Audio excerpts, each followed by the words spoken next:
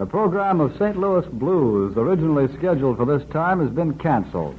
Representative Maury Maverick of Texas, scheduled at 8:15 p.m. Eastern Standard Time, will be heard instead at 8:45 p.m. this evening, speaking on the subject, Too Many Battleships and War.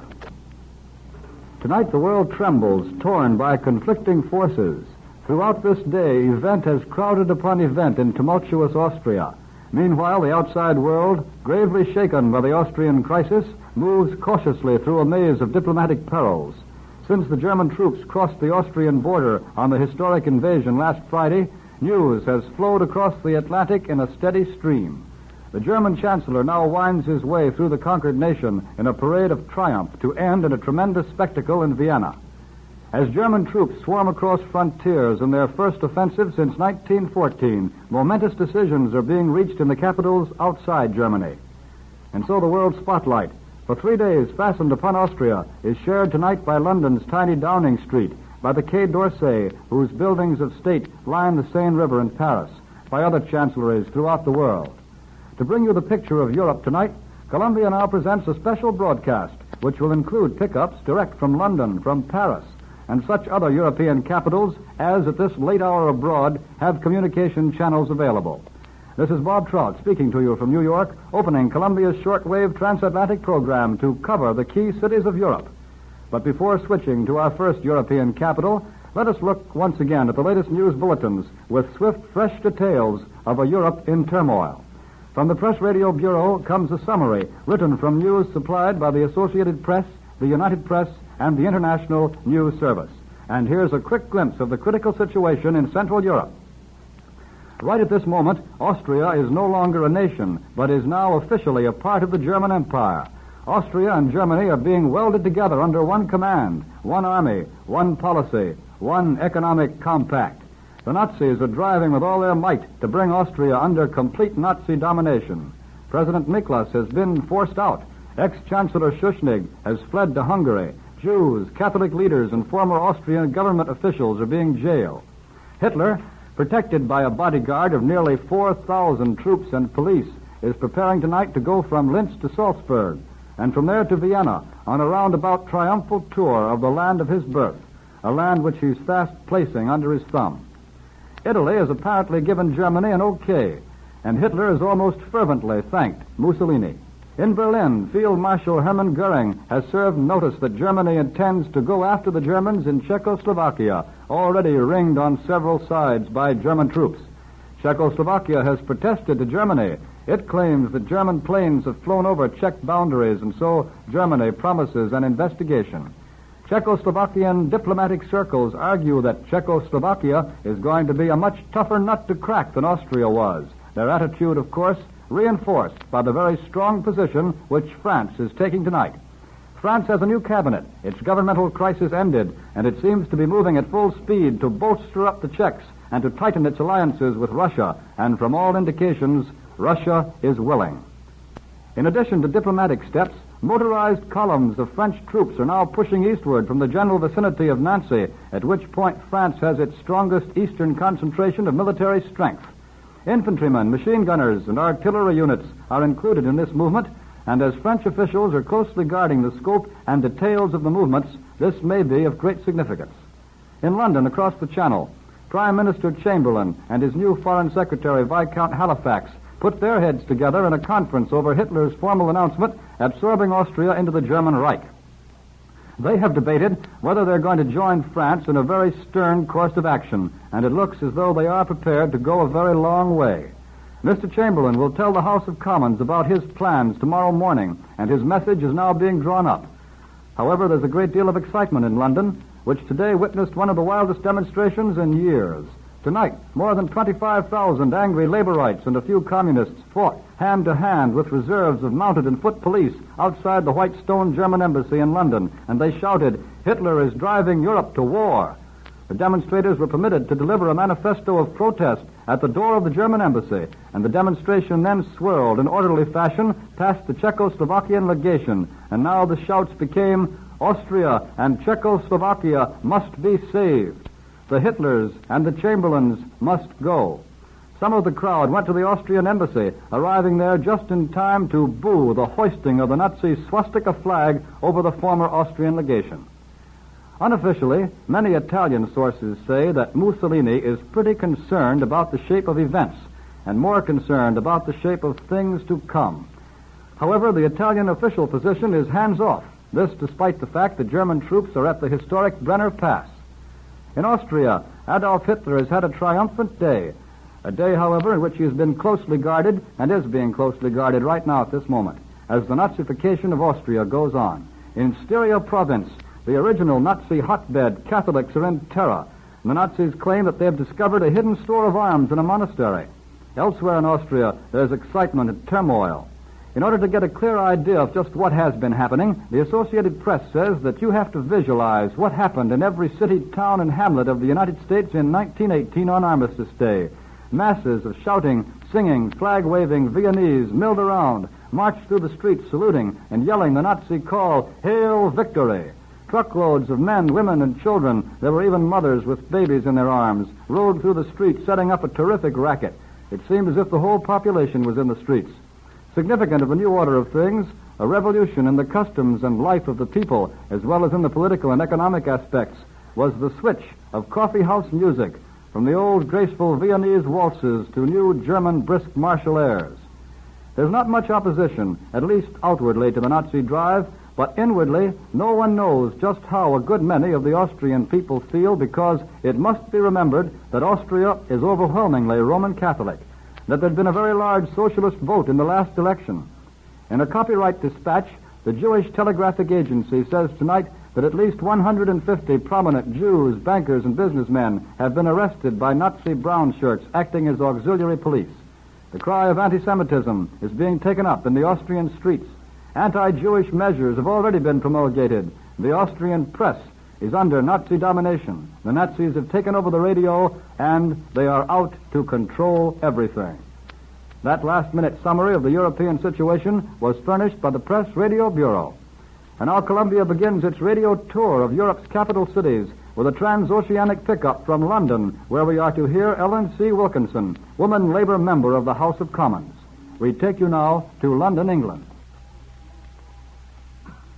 While Hitler continued, or you might say, completed his triumphal conquest of Austria today, Great Britain remained relatively calm. Here in London, there were some anti-German demonstrations this afternoon, a few clashes with the police, but nothing at all serious compared to what I saw in Vienna Friday and yesterday. What happened was this. The International Peace Campaign organized a big meeting in Trafalgar Square. It was at this meeting that Professor Haldane was quoted as having said that criminals were running the British government. There were boos and hisses at the mention of the name of the Prime Minister. When the meeting broke up, most of the crowd, numbering several thousands, and giving the clenched fist salute, marched on the German embassy in Carlton House Terrace, not far away. Mounted and foot police, however, blocked the way at a respectable distance and stopped the crowd. Finally, after much discussion, 3 persons were permitted by the police to present a letter of protest to the German embassy. I must say that after the delirious mobs I saw in Vienna on Friday night, today's demonstrations here in London look pretty tame. From the German embassy, the demonstrators made their way to the Czech legation, where they yelled, "Save Austria, save Czechoslovakia." The first, of course, is too late. But the second, about saving Czechoslovakia, undoubtedly was the main preoccupation of Prime Minister Chamberlain and his Foreign Minister, Lord Halifax, today. Mr. Chamberlain returned from Chequers late in the afternoon, just before demonstrators tried to force their way into Downing Street. A cordon was quickly thrown across the street. Tonight, Lord Halifax saw Mr. Chamberlain, and they talked for about a half an hour. Throughout the day, of course, both had been receiving reports from Austria and the rest of Central Europe.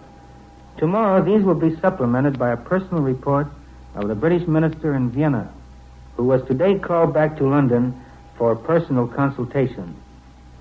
Tomorrow morning, there will be a full cabinet meeting, and in the afternoon, the government will make statements on the crisis in both houses of Parliament. About Czechoslovakia, in circles usually well informed, they were saying tonight that Paris and London might agree to save Czechoslovakia after all.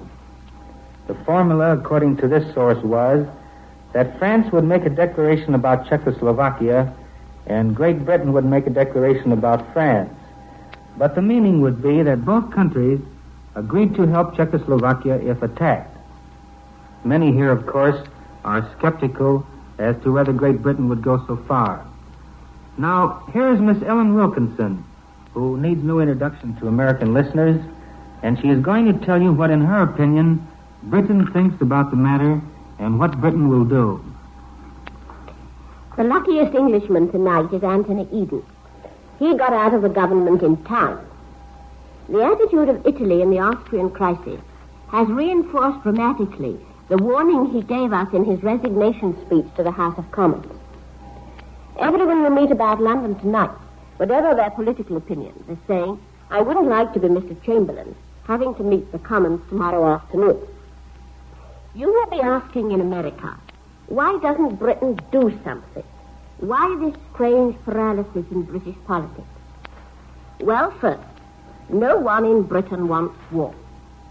At the great protest meeting in Trafalgar Square this afternoon, a speaker asked, who will be pacifist in the coming war? A voice in the crowd promptly answered, the men who fought in the last war. That voice represented the man in the street. Yet in the same meeting, the demonstrators were shouting, hands off Czechoslovakia.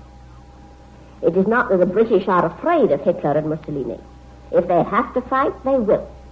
But there is no war feeling here as yet. That is perhaps because there is a curious division in public opinion here. The traditions of the parties have somehow got mixed. On the one side, the liberals, pacifists, the Labour and Socialist adherents have been working against war for years. Until Hitler came to power, they were rather pro-German. But liberals and socialists have seen the fascists suppress. Britain doesn't want war, but it doesn't want Hitler either. On the other hand, the conservatives, who in principle have tended to glorify the tradition of arms, have a certain sympathy with those who have suppressed in Germany and Italy much the same sort of people who are the political opponents of conservatism in England. Therefore, the right, for months, have been trying not to see the fascist threat to the British Empire. So you see, when we meet in Parliament tomorrow, the situation will not seem as clear to us here as it seems to you 6,000 miles away in America. But the idea of playing the game, even if it be a dirty game, according to a set of rules, is strongly ingrained in the English character. When a man rushes in and scoops the pool out of his turn, as Hitler has done in Austria, we English tend to get annoyed. So Mr. Attlee, the leader of the opposition, has been to see Lord Halifax today on the Foreign Secretary's invitation. When he let Mr. Eden resign, Mr. Chamberlain banked his whole future and that of his government on making friends with the dictators. To do this, he had to put the League of Nations and collective security in the refrigerator. Today, as I have talked with all kinds of British voters, from agricultural laborers to businessmen, I find that the feeling is rather one of curiosity as to how Mr. Chamberlain will explain the immediate results of his policy tomorrow. But as yet, the feeling, though people here are deeply moved, is mainly one of interested curiosity. All the newspapers today have carried comforting statements that there is no immediate danger of war. Responsible politicians are considering what it is that Britain can really do. I was lunching with Mr. Lloyd George this afternoon. His view was that the fascist expansion might have been stopped in Manchuria or in Abyssinia, easiest of all in Spain, but that the present challenge was the most difficult of all to meet. France and Britain touched the frontiers neither of Austria nor Czechoslovakia as their fleets and lands touched both Abyssinia and Spain.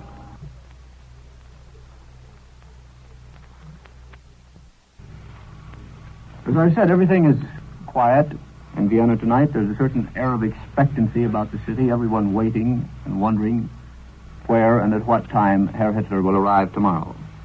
And we're planning to bring you an eyewitness account of Herr Hitler's entry into Vienna sometime tomorrow. We return you now to America. From Berlin, we have heard Pierre J. Huss, International News Service Berlin correspondent, and then last of all from Vienna, Columbia's European director, Edward R. Murrow, has just spoken to us, which completes Columbia's tour of Europe's troubled capitals. And now in our studios in Washington, D.C., we're to hear now from the Honorable Louis B. Schwellenbach, Democratic Senator from the state of Washington.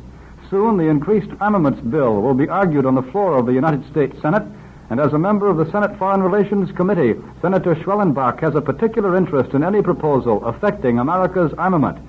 As the United States looks toward Europe tonight, we listen to the opinions of Senator Louis B. Schwellenbach, and for that purpose, we take you now to Washington, D.C. To the average American, the Nazi seizure of Austria demonstrates three things. First, the futility of contracts or treaties with dictator nations. No one can deny that Friday's invasion was a direct violation of the Berchtesgaden Agreement of February 12. There, Hitler agreed with Schuschnigg on the independence of Austria. Certainly no one can deny to an independent state the right to conduct a plebiscite on a question of fundamental policy. Yet Schuschnigg's announcement of a plebiscite for today resulted in the seizure of Austrian control by Hitler. Second, it demonstrates that treaties signed at the point of a sword are worthless. This climaxes the series of violations of Versailles by Hitler. In no instance have the other signatories to Versailles even more than mildly protested. Third, and most important, it demonstrates the futility of war as an instrument for settling international controversies. 20 years ago, we were in the midst of a gigantic struggle to preserve democracy for the world. We gave our blood, our lives, our money, and our resources. 20 years later, we see the torch of world leadership being seized by the world's leading dictator. We cannot deny the fact that Adolf Hitler today is Europe's leader. We tremble at what he will do next. We know what will become of religious liberty in Austria, both for the Jews and the Catholics. It just will not exist. We know what will happen to freedom of speech and of the press. They will be suppressed. Democratic processes for 7 million Austrians are extinct. The probabilities are that he will press into Czechoslovakia, Romania, Hungary, and then on into the Ukraine. Events are moving rapidly in Europe these days.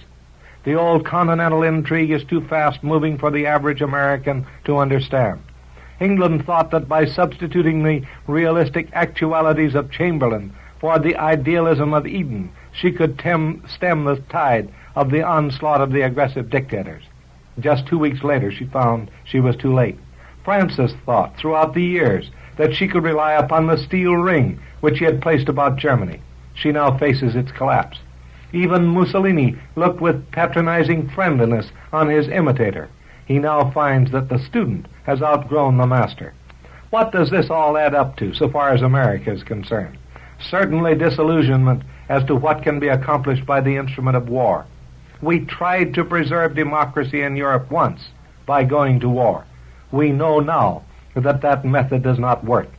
I have been saddened by the events of these last 3 days, so saddened that I took solace in that source from which I always find comfort when it seems that the going is too rough to stand. I went to the essay of Emerson in which he said, and I quote, "This law writes the laws of cities and nations. It will not be balked of its end in the smallest iota. It is in vain to build or plot or combine against it. Things refuse to be mismanaged long. Though no checks to a new evil appear, the checks exist and will appear. Nothing arbitrary, nothing artificial can endure."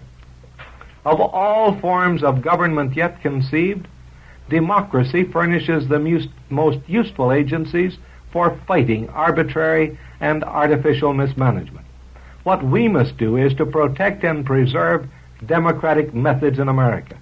No doubt we will be importuned again to spend our resources in a futile effort to correct conditions in Europe. The inevitable law of which Emerson speaks will take care of Europe. What we must do is to preserve American democratic processes to care for our own. History shows that democracies have disappeared when they fail to care for their own. Futility has ever been the nemesis of democracies. Never in the world's history has it been more necessary for democracy to work than it is for democracy to work here now. That we have an abundance of local problems, no one can deny. Quarrels exist between industry and labor in government. This is the time when these quarrels should be submerged for the general good.